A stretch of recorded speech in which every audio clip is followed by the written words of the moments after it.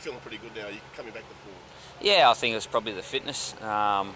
Just starting the season, I had an operation at the end of last year, and I didn't start running until the fortnight before the first game of the year. So, I just had 10 games under my belt, so the fitness is starting to come back. You couldn't get a timing any better though, couldn't you, coming into what's required now?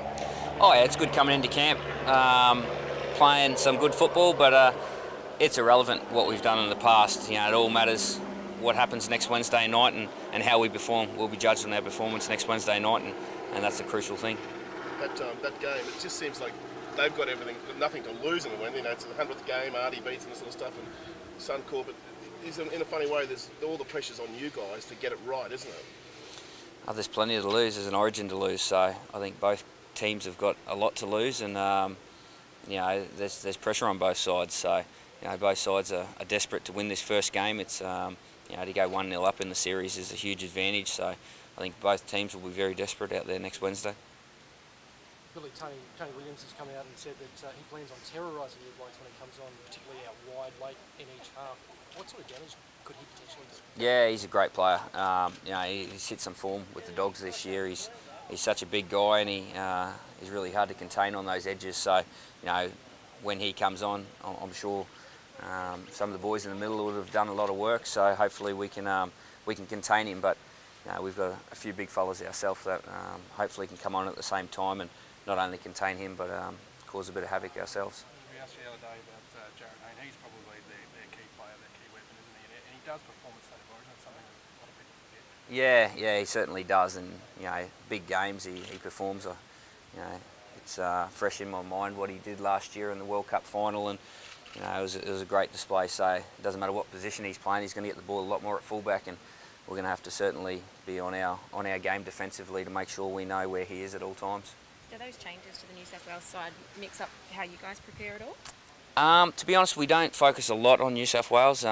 We certainly do our homework, and we'll know what we're facing, but it's really important that we get our own game right. If we get our own game right and keep them out of our own half, we'll hopefully nullify their opportunities. Would you say it's a bit unpredictable though for you guys, because Laurie Daly's now given Reynolds and Hodgkinson the responsibility to be making the calls? Does that leave it a bit uncertain for you guys? Well, it changes things up a little bit, but we play against Reynolds and Hodgkinson every week, so it's not going to be anything new. I don't think they're going to reinvent the wheel. They're just going to be doing what they've been successful at club level. So we've got that on video, and I'm sure we'll have a look at that, as they will of us.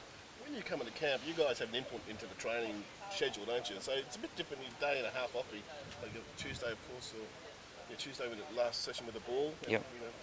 Do you find is it all about refreshing? Is it? Yeah, I think it's important that we've got to say. We're the ones that have to go out there and perform next Wednesday. So, a lot of the boys have been around a long time. There's quite a few boys that have been here for 10 years now, and we know what it takes to get up for an Origin. So, the coaching staff are aware of that, and they allow us to say. It's a good mate of yours, and we've seen that being able to do. Yeah, just another record for Cam. It's he's such a great player and a resilient player as well. He's very important to us in the Queensland side, and he deserves every accolade he gets and every record that he does break. He certainly deserves it, because he goes out there and puts his body in front of the big guys every week, and he's a tough competitor. Considering he only took over the captaincy when Lockie retired, I think he captained one series when Lockie was injured there as well. But yeah, it's a great achievement, and he does. Every time he takes the field, he gives his all. I haven't seen Cam play a bad game. He might be quiet every now and again, but I never see Cameron Smith play a bad game. You sticking around to 2016? He wants to stay around for a few more years. Yeah?